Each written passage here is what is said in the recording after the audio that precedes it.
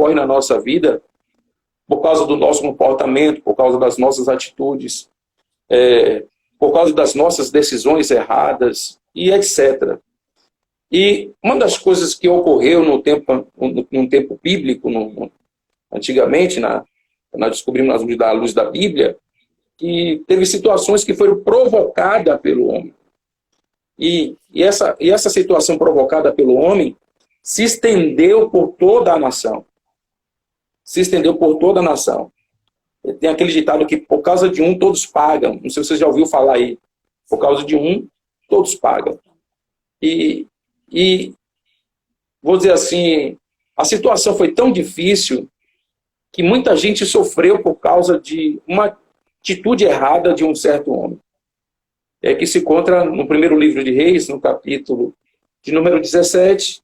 Na verdade, é 17 até o capítulo de número 18, que nós vamos falar um pouco sobre que Deus nos surpreende no momento de crise na nossa vida.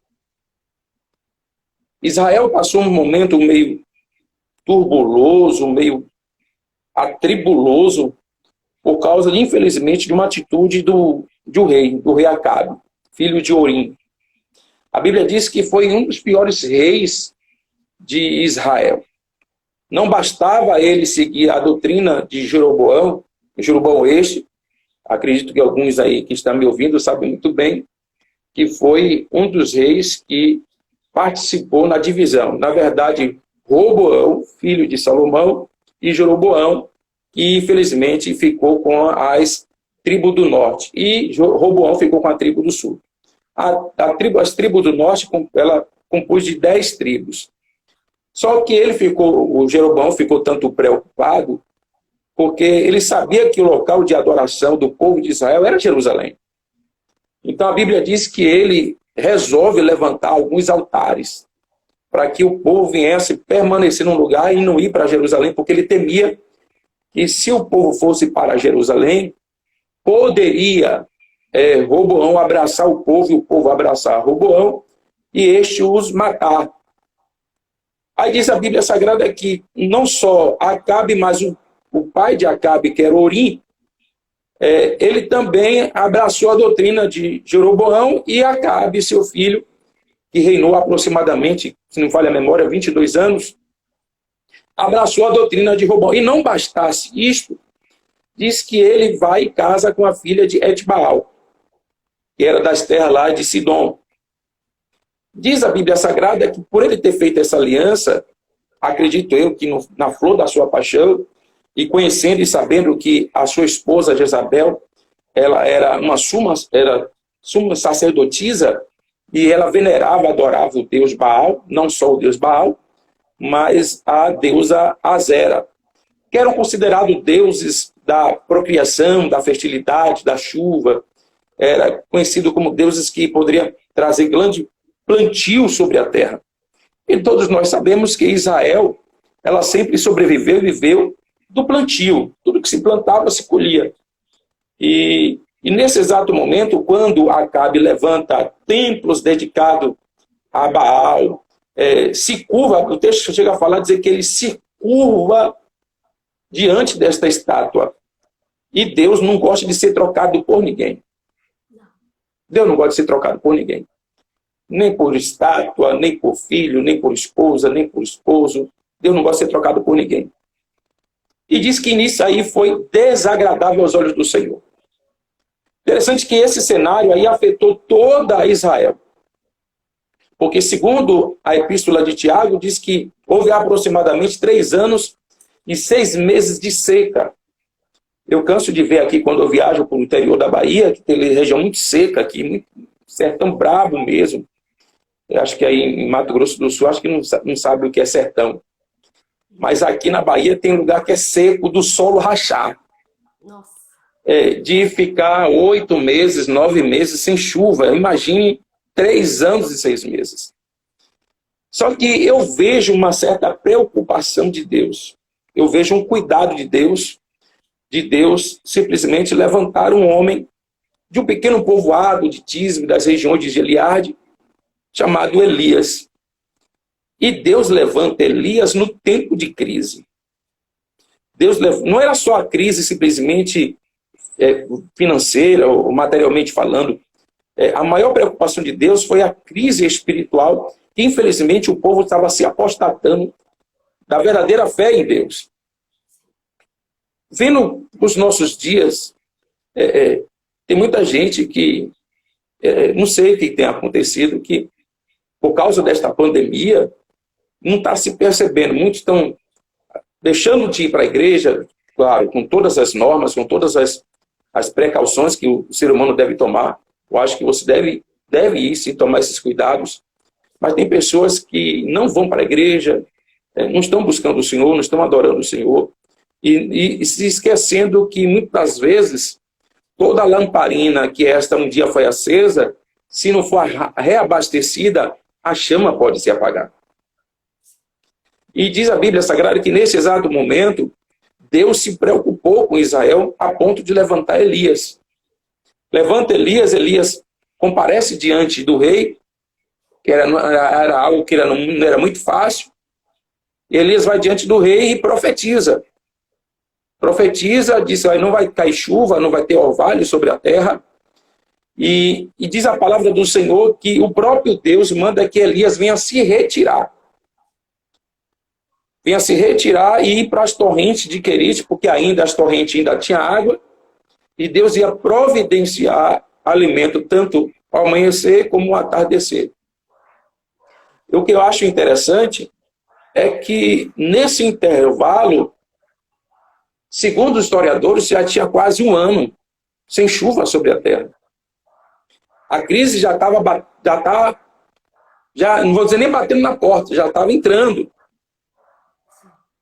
E aí eu fico pensando, no momento de crise tanto material como espiritual, Deus tira alguém que não estava nos holofotes da vida, não era um profeta conhecido na época. Tisbe só foi conhecida por causa do profeta Elias, porque era um distrito que estava no anonimato, e de repente Deus levanta esse homem em meio à crise. Normalmente as pessoas não querem se destacar, porque normalmente a expressão coletiva, tudo colabora por causa da influência. Por causa da influência. Por causa da influência, muitas vezes nós nos deixamos levar. É um dos tais. Tem um ditado que diz assim, casa de pai, escola de filho. Então, eu acredito muito no relativismo. Não significa que nem todo mundo que nasceu na favela vai ser um dia favelado. Elias, ele poderia se deixar se levar pela circunstância, pela crise. Quem sou eu? Não vou fazer diferença nenhuma.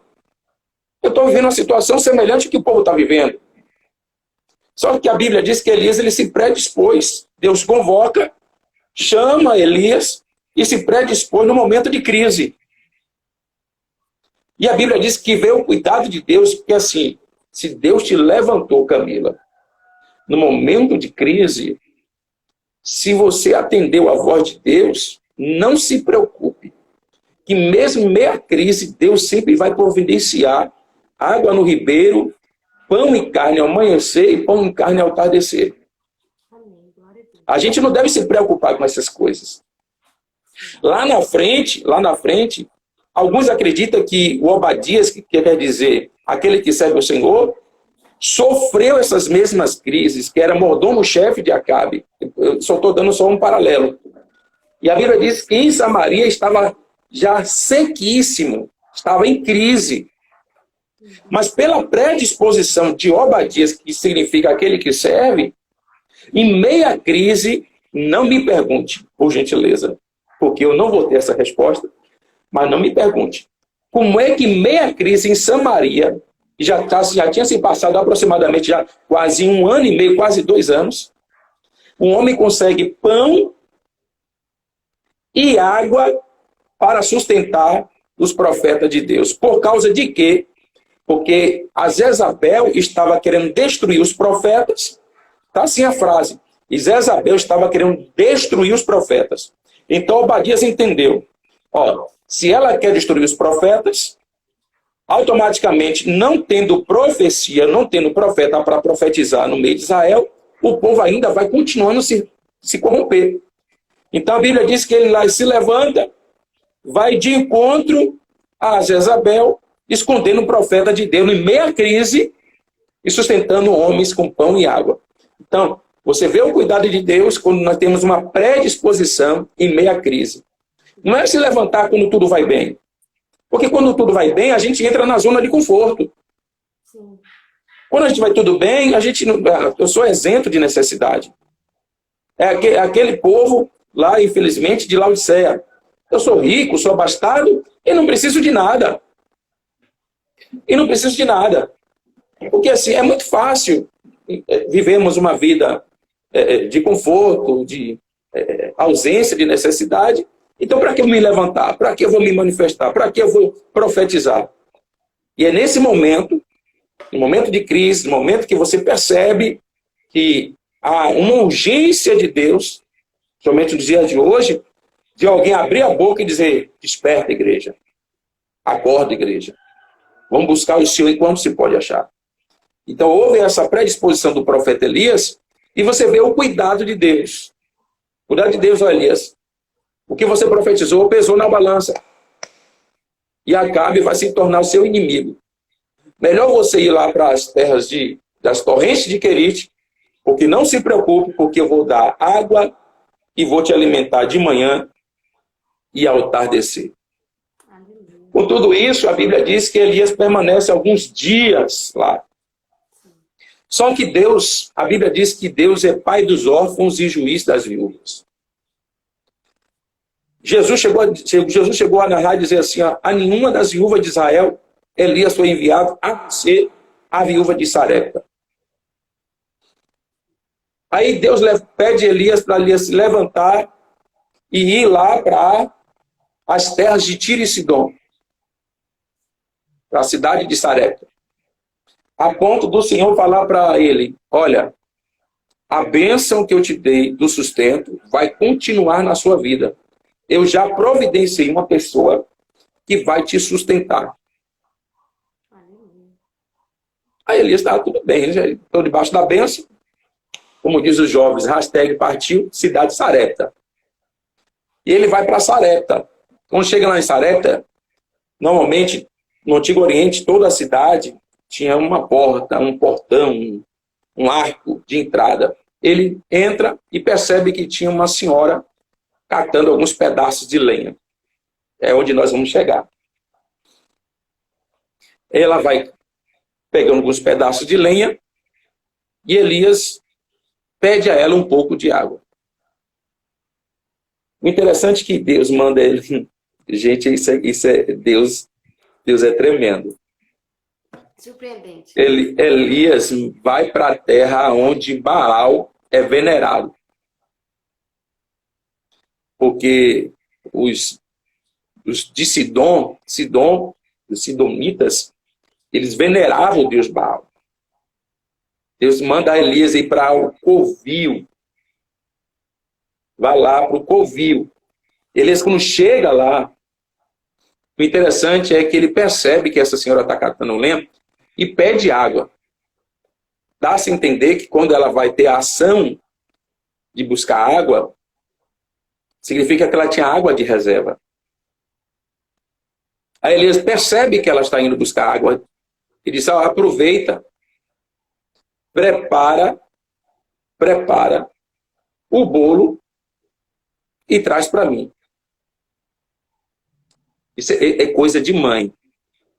Você um dia você vai descobrir isso.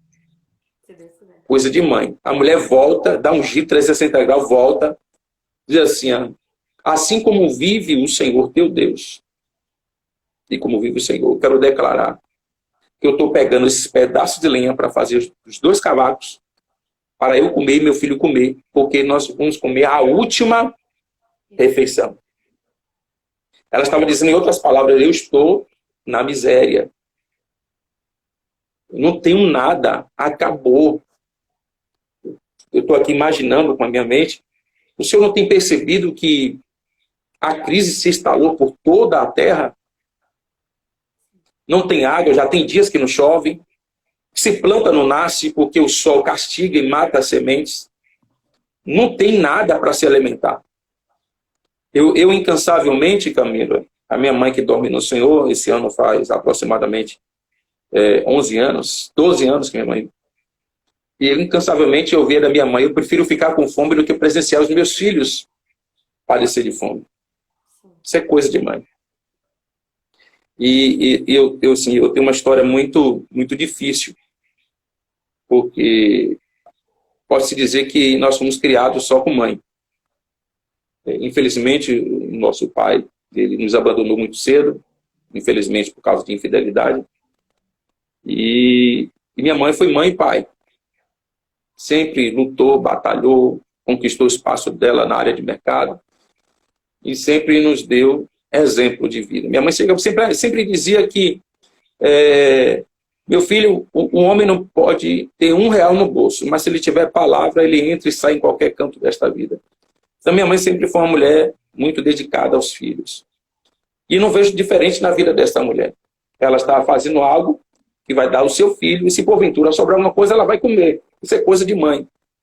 Só que, infelizmente, por causa de uma certa atitude de um rei, que infelizmente abandonou a Deus, deu as costas para Deus, todo o povo sofreu o resquício que foi instalado sobre as terras de Israel. A crise que se instalou.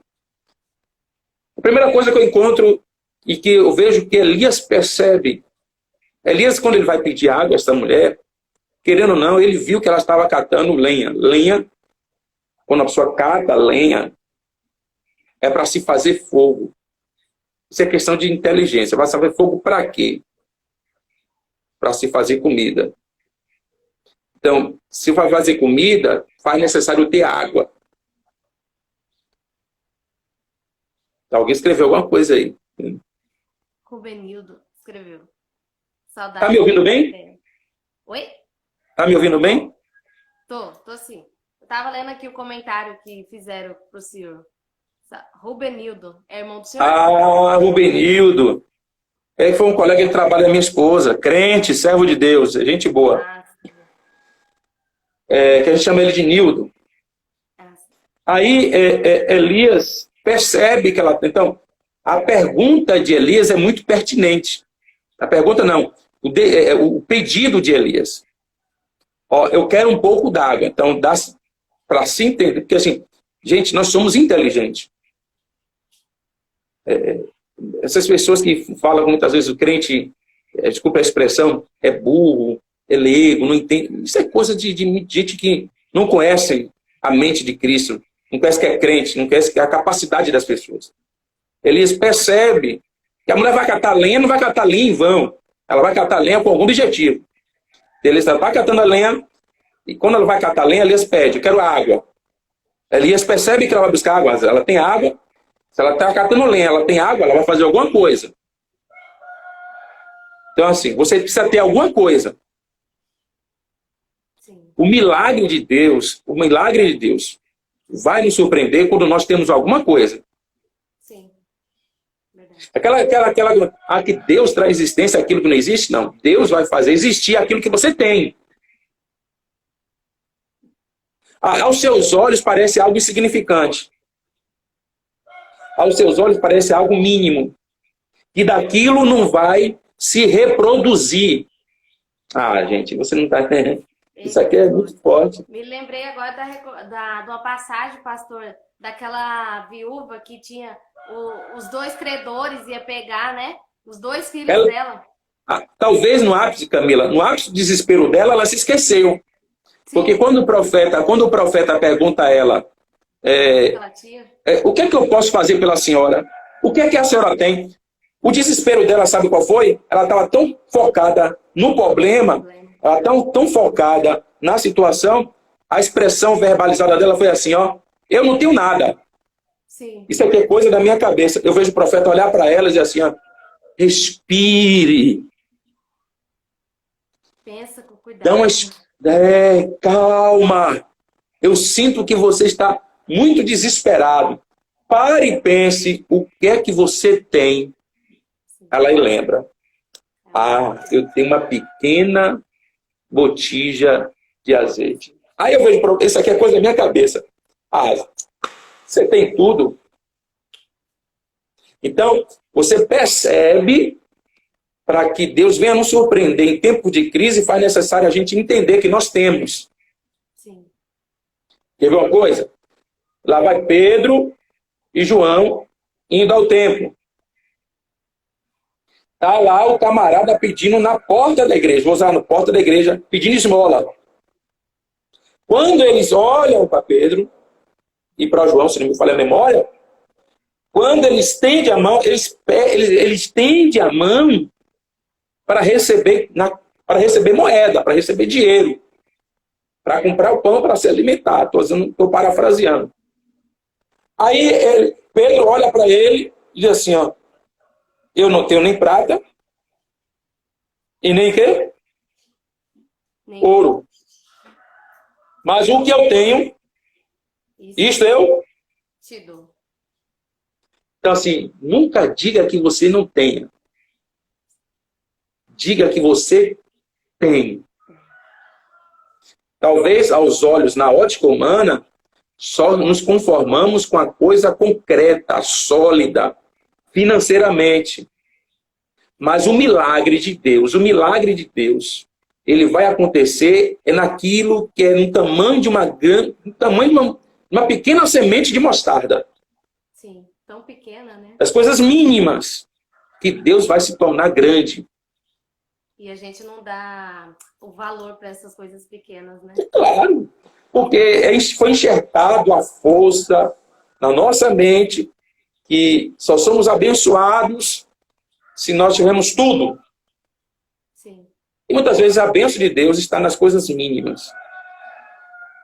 Nas coisas mínimas, coisas simples. Agora, faz necessário nós acreditarmos que nós temos. Se você tem, Deus vai te surpreender em meia crise. Glória a Deus, aleluia. Pronto. A mulher, você tocou no assunto aí, que a mulher, a viúva lá, de Eliseu, ela lembrou que tinha uma pequena botija de azeite. Ela estava em meia crise, porque o provedor, que era o seu esposo, já não estava em vida. Já não estava em vida. Era um homem que mantinha, era um homem que arcava com seus compromissos. Aquela dívida ali, eu acredito que não foi por uma irresponsabilidade. Não foi. Aquela dívida ali foi adquirida, mas que a qual o homem estava cumprindo com as suas obrigações. Só que credor por credor, ele não quer saber, ele quer o pago da dívida. E eles estavam debaixo de uma determinada lei que se não tivesse como pagar a dívida, os filhos serviriam como pago da dívida durante um período, se me falha a memória, 7 anos. Qual é a mãe que quer perder seu filho? Ainda mais os Qual é a mãe que quer ver seu filho como escravo? Nenhuma. Então, mas para o milagre acontecer em meia crise, foi necessário que ela tivesse uma pequena botija de azeite. E a Bíblia diz que através daquela pequena botija de azeite, muitos vasos foram cheios. Ela volta com a boa notícia e fala para o profeta: profeta, de tudo quanto o senhor falou, ó, bateu. Certinho. Aí o profeta vai, paga o compromisso que o teu marido fizera e vai viver do resto. Então, voltando aqui para o profeta Elias, foi necessário que ela tivesse a lenha, foi necessário que ela tivesse a água, e foi necessário que ela tivesse um pouco de farinha e um pouco de azeite. Volto a dizer, para Deus nos surpreender em meia crise, faz necessário nós acreditarmos que nós temos. Glória a Deus, é verdade. Aí o profeta percebe que ela tem, ela traz em jogo a sua necessidade, não a sua necessidade, mas a necessidade de mãe. Se o senhor não percebe, o senhor está vendo. Se o senhor não me conhece, não sabe o que estou passando, eu estou fazendo a minha última refeição. Aí Elias vai, vou dizendo, eu sei que a expressão teste é muito rasa, porque em meia crise, para você ter um sentimento de dar, é muito difícil. Complicado. Em minha crise, para você ter um sentimento de dar, é muito difícil, porque primeiramente você vai olhar para a sua necessidade, para depois, se de fato sobrar, e se não for naquela esfera de quem come e guarda, come duas vezes, porque isso aí é antibíblico, porque a gente tem que viver um milagre a cada dia. Talvez alguém pode até me tomar isso como errado, mas se você olhar na Bíblia, quando o povo teve essa atitude, o alimento no outro dia estava podre. Verdade. Deus queria que o povo viesse se alimentar naquele dia. Por quê? Porque no outro dia Deus ia fazer um novo milagre. Sim. Então, talvez, por causa da necessidade dela, ela usou aquela expressão, eu não tenho. Mas Elias vai e mexe com ela. Mexe com ela. Tem hora que Deus vai mexer com você. Eu não sei se já aconteceu na sua vida, mas já aconteceu na minha vida. Eu passei um período de aproximadamente quase 2 anos, eu com pai de família, esposo, quase 2 anos desempregado.